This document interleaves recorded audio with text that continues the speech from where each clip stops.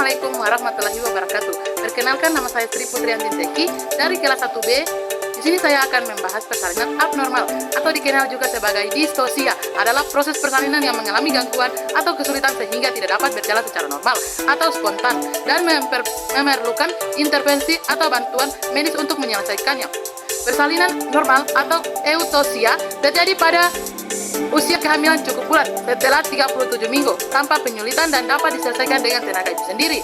Secara umum, persalinan abnormal seringkali disebabkan oleh masalah pada satu atau lebih dari 3 faktor utama yang disebabkan sebagai 3P: power, passage, passage. Power atau kekuatan tenaga, masalah pada kontraksi rahim atau his atau tenaga mengenjang ibu.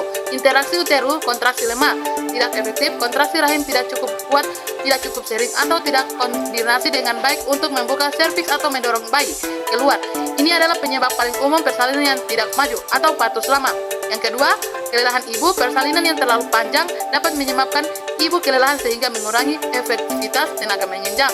Yang ketiga, persalinan terlalu lama atau prolonged labor atau persalinan yang berlangsung lebih dari 20 jam untuk ibu primigravida atau baru pertama kali melahirkan atau lebih dari 14 jam untuk ibu melpira sudah pernah melahirkan. Jadi, pasangnya janin, masalah pada janin malposisi atau malportasi posisi atau letak janin yang tidak normal seperti disungsang, bokong atau kaki janin berada di bawah, melintang atau transporselia, janin melintang di dalam rahim, posisi posterior atau occiput posterior, pengguna bayi punggung bayi menghadap punggung ibu, makrosemia atau bayi besar, bayi berukuran sangat besar atau berat lahir di atas 4.000 gram sehingga sulit melewati jalan lahir, kelainan konsenital janin, contohnya anafasial atau sebagai besar tulang tengkorak dan otak tidak terbentuk, passage atau jalan lahir, masalah pada jalan lahir, disproporsis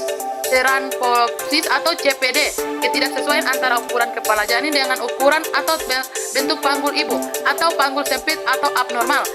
Yang kedua, distosia jaringan lunak, hambatan pada jalan lahir yang disebabkan oleh organ atau jaringan di sekitar panggul seperti kandung kemih atau rektum yang penuh atau adanya tumor, miome uteri, kista vagina. Tanda-tanda persalinan abnormal yang perlu diwaspadai.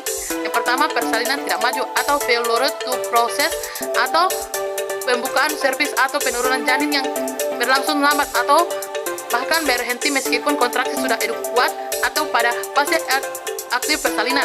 Pendarahan berlebihan, pendarahan vagina yang hebat sebelum atau setelah bayi lahir atau pendarahan postpartum. Posisi janin abnormal ditemukan posisi janin sungsang atau melintang saat pemeriksaan. Yang kedua, rahim robek atau uterine rupture.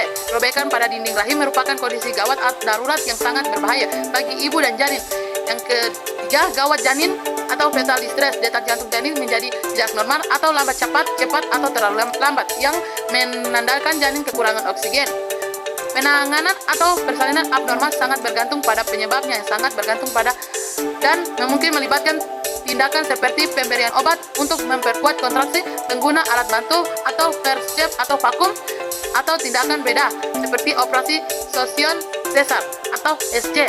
Sekian dari saya. Wassalamualaikum warahmatullahi wabarakatuh.